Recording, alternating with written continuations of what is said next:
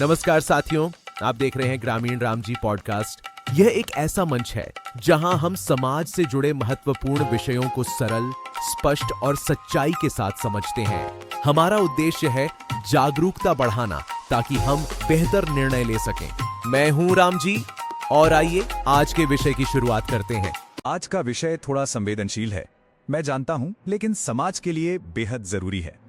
आज हम एक ऐसी चीज पर बात करेंगे जो हमारी संस्कृति, हमारे परिवारों और यहां तक कि हमारे फैसलों में भी गहरी जड़ें जमाए हुए हैं। जी हां, हम बात करेंगे ज्योतिष की। क्या यह सच में एक विज्ञान है, या सिर्फ एक गहरा विश्वास, या फिर इससे भी बढ़कर एक बहुत बड़ा बिजनेस मॉडल? इन सभी सवालों पर चर्चा करने के लिए आज हमारे साथ एक बहुत ही खास मेहमान हैं, अनीता जी। अनीता जी, हमारे शो में आपका बहुत बहुत स्वागत है। धन्यवाद राम जी, मुझे यहाँ बुलाने के लिए, इस महत्वपूर्ण विषय पर बात करने के लिए। मैं बहुत खुश हूँ कि आज हम इस पर खुलकर बात कर पाएंगे। अनीता जी, आपसे मेरा पहला सवाल एकदम सीधा। ज्योतिष आखिर दावा क्या करता है? मतलब इसका मूल सिद्धांत क्या है? राम जी, ज्योतिष का मूल दावा ये है कि जिस समय एक इंसान का जन्म होता है, उस वक्त आकाश में ग्रहों, तारों और राशियों की जो स्थिति होती है, वो उस व्यक्ति के पूरे जीवन को प्रभावित करती है। इसे कुंडली के रूप में रिकॉर्ड किया जाता है और फिर इस कुंडली के आधार पर किसी व्यक्ति के व्यक्तित्व, भविष्य की घटनाओं, समस्याओं और सफलताओं के बारे में बताया जा सकता है। अच्छा, तो ये कहता है कि ग्रहों की स्थिति हमारी किस्मत तय करती है, लेकिन क्या इसके पीछे कोई वैज्ञानिक आधार है? क्या विज्ञान इसे मानता है? देखिए, विज्ञान की दुनिया में अब तक ऐसा कोई ठोस प्रमाण नहीं मिला है जो इस दावे को सही साबित कर सके। बहुत से वैज्ञानिक परीक्षण और शोध हुए हैं, लेकिन किसी भी अध्ययन में यह प्रमाणित नहीं हो पाया कि ग्रहों की स्थिति का इंसानों के भाग्य या व्यक्तित्व पर कोई सीधा, मापने योग्य प्रभाव पड़ता हो। ज्योतिष को एक सूडो साइंस यानी छठा विज्ञान के रूप में देखा जाता है। हाँ, छठा विज्ञान। ये बात थोड़ी और स्पष्ट करनी पड़ेगी। अनीता जी, थोड़ा सरल भाषा में समझाइए। ये ग्रह हमसे लाखों करोड़ों किलोमीटर दूर हैं। मंगल, शनि, गुरु, इतने दूर बैठे ग्रह हमारी जिंदगी को कैसे प्रभावित कर सकते हैं? उनकी रोशनी, उनका गुरुत्वाकर्षण, ये सब कैसे हम पर असर डाल सकता है? बिल्कुल सही सवाल है राम जी। भौतिकी का एक बुनियादी नियम है जिसे हम गुरुत्वाकर्षण कहते हैं। यह नियम बताता है कि किसी वस्तु का गुरुत्वाकर्षण प्रभाव उसकी दूरी और उसके द्रव्यमान पर निर्भर करता है। जितना दूर ग्रह होगा और अगर उसका द्रव्यमान कम है, तो उसका प्रभाव उतना ही कम होता जाएगा। अगर हम वैज्ञानिक दृष्टिकोण से देखें, तो जब एक बच्चा पैदा होता है, तो उस समय कमरे में मौजूद डॉक्टर, नर्स या बच्चे के माता-पिता का गुरुत्वाकर्षण प्रभाव, यहाँ तक कि अस्पताल की बिल्डिंग का गुरुत्वाकर्षण प्रभाव, मंगल या शनि कोई पीजियो और गप हो दही लड़की जैसे दूर के ग्रहों के मुकाबले कहीं ज्यादा होता है। उनकी नजदीकी और द्रव्यमान के हिसाब से उनका असर ज्यादा होगा। यानी मेरे पास खड़ा मेरा दोस्त मुझसे ज्यादा गुरुत्वाकर्षण प्रभाव डाल रहा है बजाय मंगल ग्रह के। ये तो बड़ी दिलचस्प बात है। बिल्कुल। अगर ग्रहों का गुरुत्वाकर्षण हमारे भाग्य को तय करता, तो फिर पृथ्वी पर मौजूद हर चीज का गुरुत्वाकर्षण प्रभाव, जो हमारे बहुत करीब है, वो तो कई गुना ज्यादा होता। अगर ऐसा होता, तो क्या हर नया घर बनने पर हमें पंडित से पूछना पड़ता कि इस नई दीवार का मुझ पर क्या असर होगा? सही कहा। तो फिर ये मंगल दोष, शनि की साढ़े साती, इनका इतना डर क्यों फैलाया जाता है जब वैज्ञानिक रूप से कोई आधार ही नहीं है? ये तो एक तरह से सिर्फ नाम का डर है ना? हाँ, एक तरह से तो यही है। ये डर हमारी सांस्कृतिक मान्यताओं और शायद कुछ मनोवैज्ञानिक कारणों से जुड़ा हुआ है, न कि किसी वैज्ञानिक प्रमाण से। ये सिर्फ ग्रहों के नामों से जुड़े मिथकों और कहानियों का एक सिलसिला है, जिसका फायदा उठाया जाता है। यहीं पर मेरा अगला सवाल आता है, अनीता जी। लोग कहते हैं नहीं नहीं, मेरा राशिफल तो बिल्कुल सही बैठा था, जो कहा था वो हुआ। ये कैसे होता है? अगर ये विज्ञान नहीं है, तो लोगों को ऐसा क्यों लगता है कि उनके राशिफल सच हो रहे हैं? राम जी, यह एक बहुत ही दिलचस्प मनोवैज्ञानिक घटना है, जिसे हम बार्नम इफेक्ट या फोरर इफेक्ट कहते हैं। इसका मतलब है कि जब कोई व्यक्ति बहुत ही सामान्य या अस्पष्ट बात कहता है, जो लगभग हर किसी पर लागू हो सकती है, तो हमें लगता है कि वो बात विशेष रूप से हमारे लिए कही गई है। अच्छा, कोई उदाहरण दे सकती हैं? बिल्कुल। मान लीजिए कोई राशिफल कहता है, आज आप थोड़े संवेदनशील महसूस कर सकते हैं, लेकिन शाम तक कोई अच्छी खबर मिलने की संभावना है। या आप मेहनती हैं, लेकिन कभी-कभी आपको अपनी क्षमताओं पर शक होता है। अब सोचिए, ये बातें किस पर लागू नहीं होंगी? सही बात है, मैं भी मेहनती हूं और कभी कभी तो मुझे भी शक होता है खुद पर। बिल्कुल।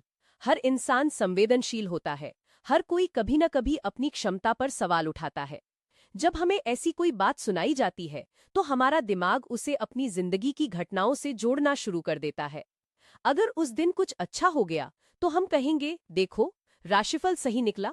और अगर कुछ बुरा हुआ तो हम शायद उस लाइन को भूल जाएंगे या उसे किसी और तरह से इंटरप्रेट कर लेंगे। यह हमारे दिमाग की प्रवृत्ति है कि वह पैटर्न और अर्थ खोजता है, भले ही वहां कोई पैटर्न या अर्थ न हो। हम चाहते हैं कि हमें दिशा मिले, और जब कोई अस्पष्ट चीज भी हमें थोड़ी सी दिशा देती है तो हम उसे अपना मान लेते हैं। ये तो मनोविज्ञान की एक बहुत ही गहरी चाल है। लोग इसे निजी तौर पर लेते हैं जबकि वह सबके लिए होती है। अब अनीता जी, एक कठिन सवाल।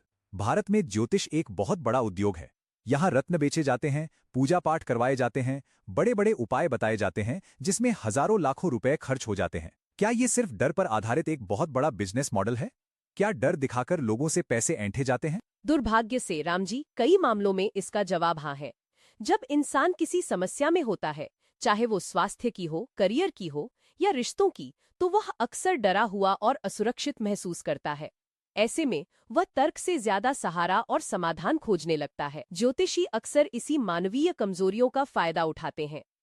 वे आपको बताते हैं कि आपकी समस्या किसी ग्रह दोष के कारण है, और फिर उस दोष को दूर करने के लिए महंगे रत्न, विशेष पूजा पाठ या किसी खास विधि का उपाय बताते हैं। ये उपाय अक्सर बहुत महंगे होते हैं। मतलब हर समस्या का एक ग्रह और हर ग्रह का एक उपाय, और उस उपाय की एक कीमत। बिल्कुल। और जब इंसान डर में होता है तो वह सोचता है कि चलो, लाखों नहीं तो हजारों ही सही, अगर मेरा काम बन जाए तो क्या बुरा है। यही वो जगह है जहां एक पूरा बिजनेस मॉडल पनपता है। ये लोग मनोविज्ञान को समझते हैं, आपकी निराशा को पहचानते हैं, और फिर आपको एक आसान की लेकिन महंगा रास्ता दिखा देते हैं। कभी कभी तो एक ही समस्या के लिए कई ज्योतिषियों से अलग अलग उपाय बताए जाते हैं, जिससे उपभोक्ता और भी भ्रमित हो जाता है और ज्यादा पैसे खर्च करता चला जाता है। यह ऐसा चक्र बन जाता है जिससे निकलना मुश्किल हो जाता है। ये तो बहुत खतरनाक है। मैंने ऐसे लोग देखे हैं अनीता जी, जो सिर्फ इसलिए शादी रोक देते हैं कि मंगल दोष है। कोई अपनी नौकरी छोड़ देता है क्योंकि अभी समय खराब चल रहा है। कोई नया बिजनेस शुरू नहीं करता क्योंकि सितारे गर्दिश में हैं। मैं इस बात पर जोर देना चाहूंगी। सबसे पहले ये व्यक्ति की अपनी निर्णय क्षमता को कमजोर कर देता है। जब आप हर छोटे बड़े फैसले के लिए किसी ज्योतिषी या ग्रहों पर निर्भर हो जाते हैं तो आप अपनी अंदरूनी शक्ति, अपने तर्क और अपनी बुद्धि पर भरोसा करना छोड़ देते हैं। इससे व्यक्ति एक डर में जीने लगता है। उसे लगता है कि उसकी जिंदगी पर उसका नहीं बल्कि ग्रहों का नियंत्रण है। ये डर उसे निराशावादी बना देता है। वह किसी भी चुनौती का सामना करने से पहले ही हार मान लेता है। इससे उसका आत्मविश्वास खत्म हो जाता है। और फिर वो अवसर खो देता है ना? बिल्कुल, अनगिनत अवसर खो जाते हैं। एक युवा सिर्फ समय खराब है कहकर नौकरी का इंटरव्यू नहीं देता। एक लड़का लड़की अच्छी शादी सिर्फ इसलिए नहीं करते क्योंकि कुंडली नहीं मिली। एक उद्यमी अच्छे बिजनेस आइडिया को सिर्फ इसलिए रोक देता है कि अभी ग्रह साथ नहीं दे रहे हैं। ये सब जीवन के ऐसे महत्वपूर्ण फैसले हैं जो किसी के जीवन की दिशा बदल सकते हैं। इन फैसलों को किसी काल्पनिक ग्रह दोष के कारण टाल देना उस व्यक्ति के साथ साथ उसके परिवार और समाज के लिए भी नुकसानदेह है। इससे मानसिक तनाव, चिंता और डिप्रेशन भी बढ़ सकता है, क्योंकि व्यक्ति लगातार एक अदृश्य डर के साए में जीता है। ये तो सच में बहुत गंभीर बात है। अनीता जी, एक बहुत जरूरी बात जो मैं अपने श्रोताओं को स्पष्ट करना चाहूंगा। क्या हम आस्था या विश्वास के खिलाफ हैं? क्या हम ये कह रहे हैं कि लोगों को भगवान या किसी शक्ति में विश्वास नहीं रखना चाहिए? नहीं, बिल्कुल नहीं राम जी। हम आस्था के खिलाफ नहीं हैं। व्यक्तिगत विश्वास और आस्था एक बिल्कुल अलग बात है। अगर किसी व्यक्ति को अपने भगवान में, अपनी पूजा पद्धति में या किसी आध्यात्मिक शक्ति में विश्वास है और उससे उसे मानसिक शांति मिलती है तो इसमें कोई बुराई नहीं है। हमारा मुद्दा वहां शुरू होता है जहां इस व्यक्तिगत विश्वास को विज्ञान का जामा पहनाकर, लोगों में डर पैदा करके और उनकी मजबूरी का फायदा उठाकर पैसा कमाया जाता है। हम उस अंधविश्वास के खिलाफ हैं जो लोगों को गुमराह करता है, उन्हें उनकी मेहनत और कर्म से विचलित करता है और उन्हें वित्तीय या भावनात्मक रूप से चोट पहुंचाता है। यानी आस्था मन को शांति दे सकती है, लेकिन हमें तर्क और विज्ञान को छोड़ना नहीं चाहिए। हमें समझना होगा कि कहाँ विश्वास खत्म होता है और कहाँ धोखा शुरू होता है। बिल्कुल सही कहा आपने। विश्वास हमारी शक्ति बन सकता है, लेकिन अंधविश्वास हमें कमजोर कर देता है। हमें जागरूक रहना होगा और हर बात पर सवाल पूछना होगा। बहुत बहुत धन्यवाद अनीता जी, इतनी महत्वपूर्ण और स्पष्ट जानकारी देने के लिए। साथियों, हम किसी की भावनाओं पर हमला नहीं कर रहे हैं, लेकिन सवाल पूछना गलत नहीं है। समाज के लिए, अपने बच्चों के भविष्य के लिए, अपनी आने वाली पीढ़ियों के लिए हमें ये सवाल पूछने होंगे। याद रखिए, ग्रह नहीं, आपकी मेहनत आपकी किस्मत बनाती है। डर नहीं, ज्ञान आपका भविष्य तय करता है। जब आप अपनी बाजुओं में ताकत रखते हैं, अपनी बुद्धि पर भरोसा रखते हैं, तो कोई ग्रह, कोई दोष आपका कुछ नहीं बिगाड़ सकता। अगर आपको लगता है कि समाज को इस तरह के अंधविश्वासों से बाहर निकलना चाहिए और एक तार्किक सोच अपनानी चाहिए, तो कृपया इस पॉडकास्ट को ज्यादा से ज्यादा लोगों के साथ शेयर कीजिए और कमेंट में हमें लिखकर बताइए, क्या आपने कभी ज्योतिष के कारण कोई बड़ा निर्णय टाला है? क्या किसी ज्योतिषी की सलाह ने आपके जीवन को किसी तरह प्रभावित किया है? हम आपकी कहानियों को जानना चाहेंगे। मैं हूं रामजी मीना। मैं न तो कोई संत हूं, न ही कोई ढोंगी बाबा, न ही कोई राजनीतिक नेता या फिर कोई ज्योतिषी। बस मेरा काम है सच को सरल भाषा में आपके सामने रखना, ताकि हम सब मिलकर एक बेहतर और जागरूक समाज बना सकें। जुड़े रहिए ग्रामीण रामजी पॉडकास्ट के साथ। अगले एपिसोड में फिर मिलेंगे एक नए विषय के साथ। तब तक के लिए नमस्कार और अपना ख्याल रखिए। साथियों, आशा है आज की यह जानकारी आपके लिए उपयोगी और सोचने योग्य रही होगी। हमारा उद्देश्य केवल जानकारी देना नहीं, बल्कि आपको जागरूक बनाना है, ताकि आप अपने जीवन में सही और समझदारी भरे निर्णय ले सकें। अगर आपको यह वीडियो उपयोगी लगा हो तो इसे लाइक करें, शेयर करें, ताकि यह जानकारी और लोगों तक पहुंच सके। और ऐसे ही जागरूकता से जुड़े महत्वपूर्ण विषयों को देखने के लिए ग्रामीण रामजी पॉडकास्ट को सब्सक्राइब जरूर करें। मैं हूं रामजी मीना। आपके समय और विश्वास के लिए हृदय से धन्यवाद। जुड़े रहें ग्रामीण रामजी के साथ, जहां हम बात करते हैं सच, जागरूकता और वास्तविक ज्ञान की। धन्यवाद।